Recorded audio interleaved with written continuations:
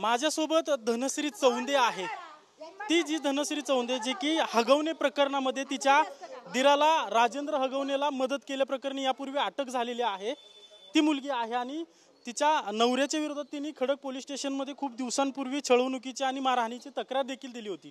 ती देखील पोलिसांनी रजिस्टर केली, मात्र कुठलीही कारवाई केली नाही। त्याचबरोबर तिने महिला आयोगाकडे देखील तक्रार केली, तिची देखील दखल घेतली नसल्याचे सांगते ना। आता आपण इथं पाहतोय की काही लोकांकडून तिच्यावर दबाव देखील टाकला जातोय। ती बावदान पोलीस स्टेशनमध्ये तक्रार देण्यासाठी आली, मात्र इथल्या काही लोकांकडून तिच्यावर दबाव टाकत असल्याचं तिच्याकडून तक्रार केली जाते। धनश्री, नेमकं प्रकरण काय आहे व्यवस्थित सांगशील? तू रडते, खरं तर भीती दिसते तुझ्या मनात, नेमकं हे प्रकरण काय आहे? हगवण्यांमध्ये जी थार अडकली आहे ना, ती माझ्या सख्या दिराची आहे आणि जी कंडिशन त्या घरात होती सेम तीच कंडिशन आमच्याही घरात होती। जे संकेत चोंदेची ती थार आहे ना, त्याचं पण हे दुसरं मॅरेज आहे आणि माझ्या बाबतीत पण वारंवार मला पैशांसाठी छळ केलेला आहे, मानसिक शारीरिक। सासऱ्यानी, नवऱ्यानी, सासूनी, दिरानी प्रत्येकाने छळ केलेला आहे। माझी बदनामी पण केलेली आहे त्या लोकांनी, मी पाऊल उचललं म्हणून।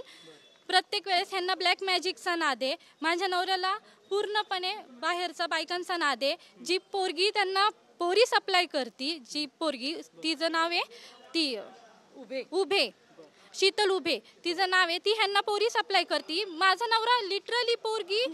तुझ्या नवऱ्याचं नाव काय आहे? सुयश चोंदे। सुयश चौंदे आणि जो हगवणे कुटुंब आहे यांचे नेमकं काय संबंध? मित्र आहेत, मित्र संबंध आहेत त्यांचे आणि मी पोलिसांना कंप्लेंट केली होती खडकमध्ये। तू कशाची किती दिवसापूर्वी ही तक्रार खडक पोलीस स्टेशनला केली आणि काय तक्रार केली होती? 24/1 म्हणजे जानेवारी महिन्यातली तुझी तक्रार आहे। वटकर सरांकडे ती कंप्लेंट होती माझी, पण त्यांना थोडंही काही केलेलं नाहीये। वारंवार मला बोलून घेतले, पण त्यांना थोडं सुद्धा त्रास दिलेला नाहीये की तुम्ही या किंवा काय करा। माझं म्हणणं एवढंच आहे की तुम्ही पण थोडं पोरींच्या बाजूनी हे करा ना। जर पोरगी एखादी पोलीस चौकीत जातीये तर ती काय बावळट नाहीये, तिची मेंटॅलिटी पण तशी त्या लोकांनी केली। वारंवार माझा पण मानसिक शारीरिक छळ झालेला आहे। सुयश चौंदे तुझा नवरा, चौंदे तुझा नवरा, तुमचं लग्न नेमकं कधी झालंय? आणि माझं लग्न 26 नोव्हेंबरला झाले 2017ला। त्याच्यानंतर मी माझ्या घरी वारंवार सांगत गेले, मला पट्ट्यांनी पण मागे मारहाण केली होती, पण मी माझ्या फॅमिलीला त्रास होऊ नये म्हणून मी पोलीस चौकीत गेले नव्हते। पण मी आता पोलीस चौकीत गेले त्याच्यानंतर माझी इतकी बदनामी करण्यात आली, ती माझ्या कानावर पण आली की अक्षरशः ती पोरगी माझी नाहीये, ती दुसऱ्यांची आहे। हे लहान बाळ तुझं आहे का? तिला सुद्धा विचारू शकता, हे लहान बाळ तुझं? हो, तुम्ही तिला सुद्धा विचारू शकता की घरी आमच्या काय वातावरण असतं आणि कसं असतं। पोरीची फी पण भरत नव्हते, पोरीसाठी काय करत नव्हते। त्यांना मुलगा हवा होता, ठीक आहे, मला मान्य आहे, पण पोरगी झाली म्हणून ते पण त्यांनी माझा छळ केलेला आहे। ज्या शॉप रेंटनी घेतलंय ते टीचरांनीच घेतलेलं आहे, त्या शॉपमध्ये माझी पोरगी सुद्धा क्लासला जात होती, पण सासू अशी म्हणली नाही की राहू दे, एक मी ते रेंट कट करून घे रेंटमधनं, ती करून देत नव्हती रेंटमधनं कट। तुझं लग्न 2017ला झालं म्हणते, ज्यावेळेस लग्न झालं त्यावेळेस काय हुंड्याची मागणी किंवा काय असं काय झालं होते? 2 लाख 2 तोळे दिले होते त्यांना हुंड्यासाठी पण, आणि लग्न त्यांच्याकडे झाले। माझे 15 तोळे आहेत टोटल मिळून, माझं स्त्रीधन, ते सुद्धा त्यांनी मला दिलेलं नाहीये। छळवणूक कुणाकुणाकडून केली जायची तुझी? तुझा नवरा सुयश चौंदे म्हणते, तू दीर आहे, छळवणूक कुणाकडून केली जायची आणि कशा पद्धतीने व्हायची? सगळ्यांकडनंच व्हायची। काय नेमके काय करत होते? मानसिक त्रास द्यायचे, सारखी भांडणं, मारहाण व्हायची। लिटरली ते खाण्याची ताटं सुद्धा अशी फेकून देतात, म्हणजे ती काय लोक असतील। सासरा पण प्रत्येक वेळेस शिवीगाळ करायची, प्रत्येक मुमेंटला तुमच्या तोंडात जर एवढ्या घाणघाण। मी माझ्या घरी कधी शिवी ऐकली नव्हती, पण तिथं प्रत्येक गोष्टीला शिव्या असतात, तुम्ही मुलीला पण विचारा। तू आता राहत कुठे होतीस? किती दिवसापासून कुठे राहतीस? मी 2 नोव्हेंबरला माझ्या मम्मीकडे आले, तेव्हापासून मी तिथेच राहत होते।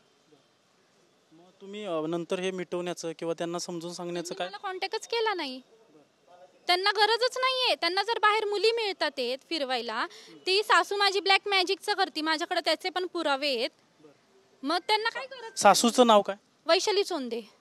ब्लॅक मॅजिक म्हणजे नेमकं काय करते? करणी, मांढर देवीला जाऊन, त्याचे पण माझ्याकडे फोटो आहेत।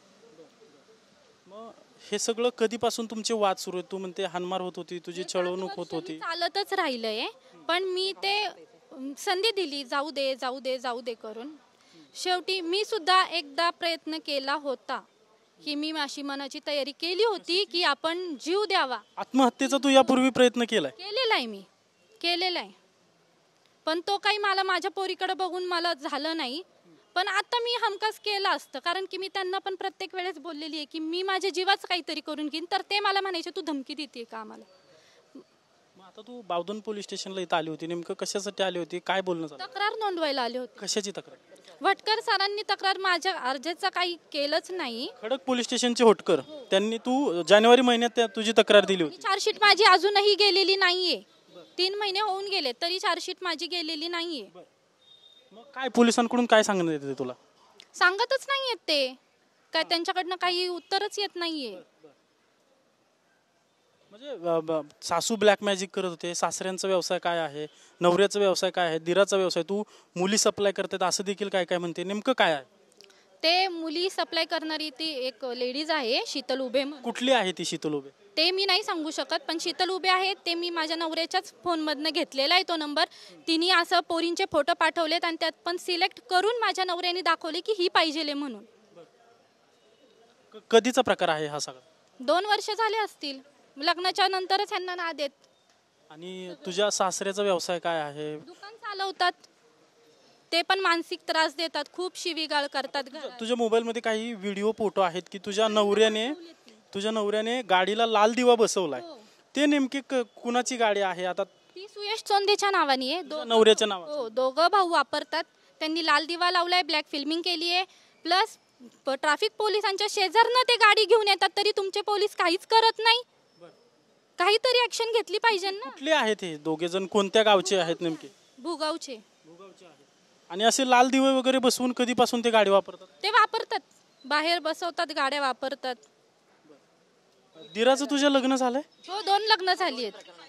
पहिली बायको तिला पाठवली, पहिली असतानाच दुसरी पण आणली.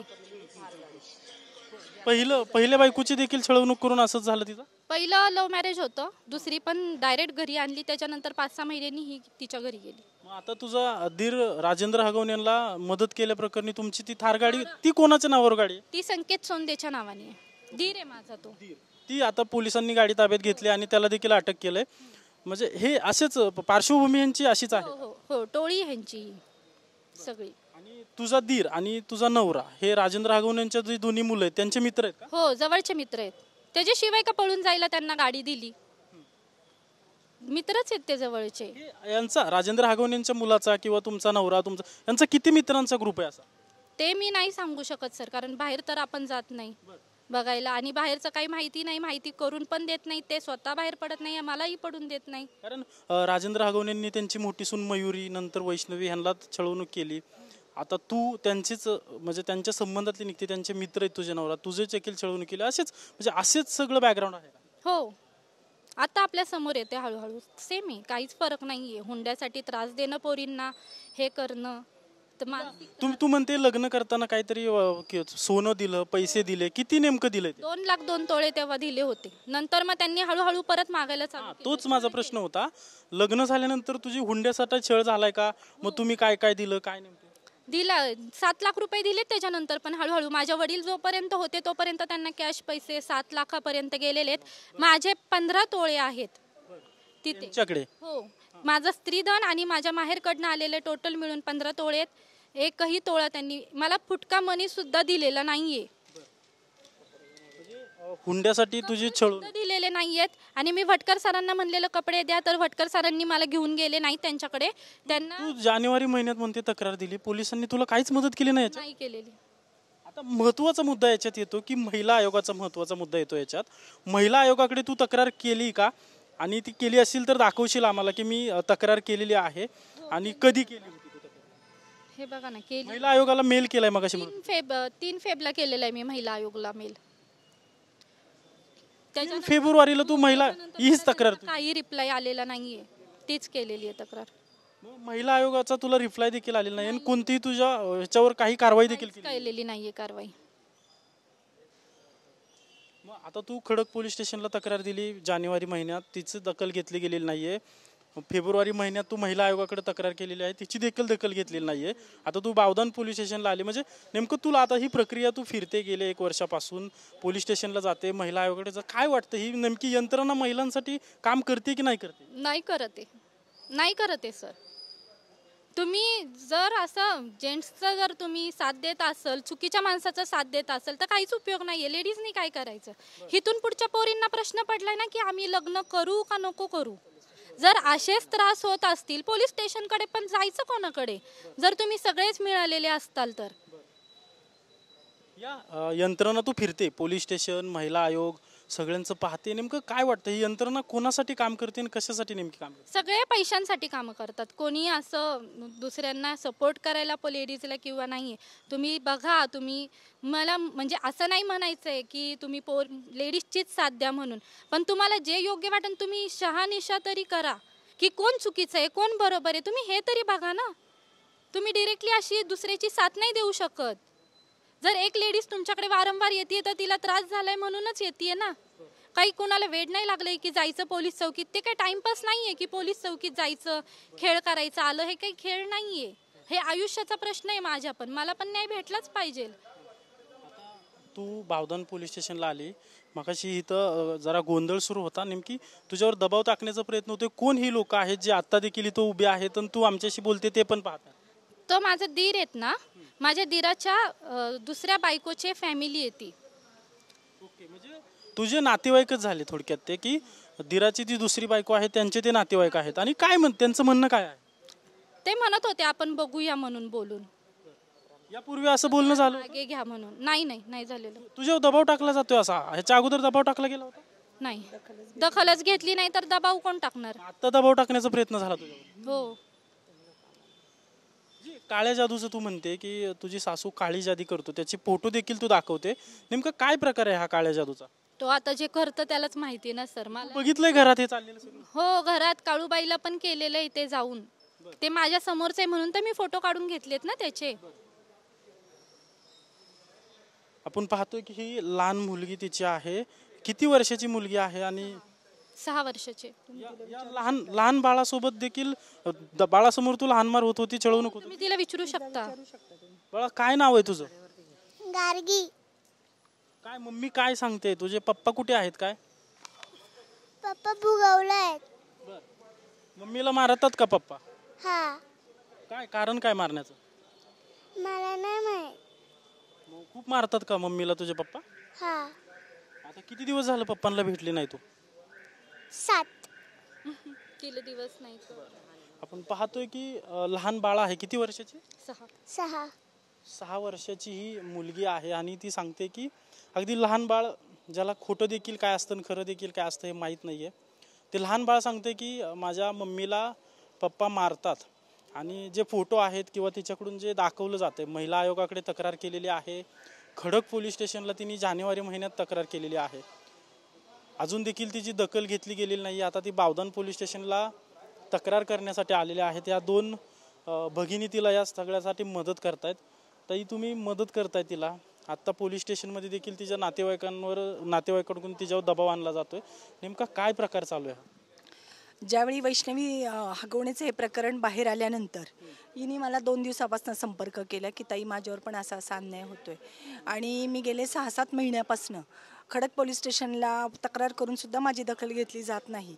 तेव्हा मी आणि रेखा कोंडे आम्ही दोघींनी तिला आधार दिला आणि आम्ही तिला आज इथे घेऊन आलो आहोत. महिला आयोगाकडे तक्रार केली, पोलीस स्टेशनला तक्रार केली, महिला आयोगाच्या अध्यक्षांच्या राजीनाम्याची मागणी होते आणि आपण आता समोर प्रकरण पाहतोय की महिला आयोगाने कुठली दखल देखील घेतली नाही.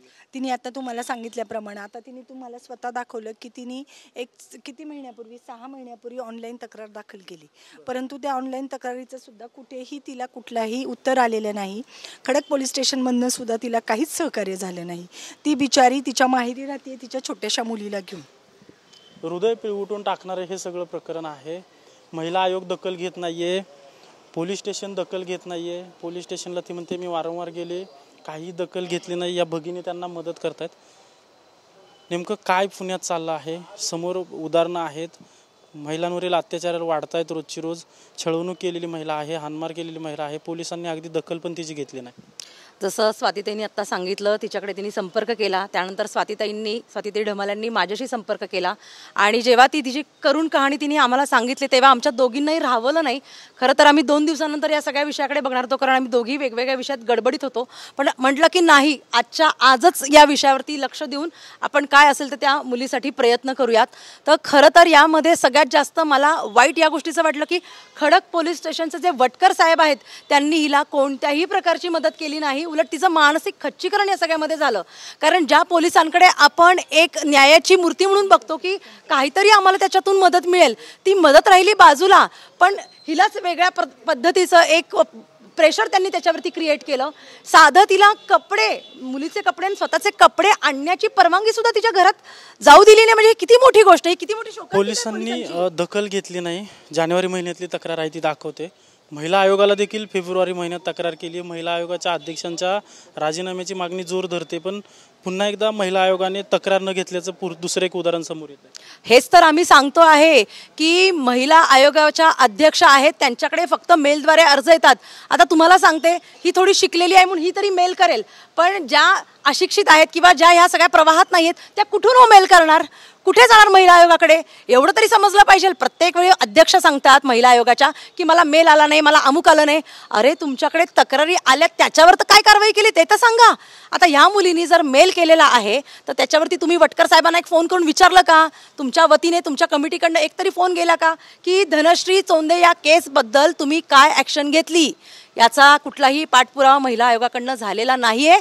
आणि अशाच पद्धतीने फक्त अर्ज येतात, पोलीस स्टेशनच्या टेबलवर पडतात आणि पुढं महिलांबाबत कुठलीही कारवाई होत नाही. महिलांना कुठल्याही प्रकारचा आधार, कोणत्याही प्रकारची मदत ही पोलिसांकडनंही मिळत नाही आणि महिला आयोगाकडनंही मिळत नाही. महिला आयोग कुणासाठी आहे? महिला आयोग महिलांच्या हक्कांसाठी आहे. मग कुठे ते हक्क, कुठे आहेत महिलांची मदत? रुपाली चाकणकर यांची उत्तर दिली पाहिजे. आता तर हे मूर्तिमंत उदाहरण आहे तुमच्या डोळ्यासमोर.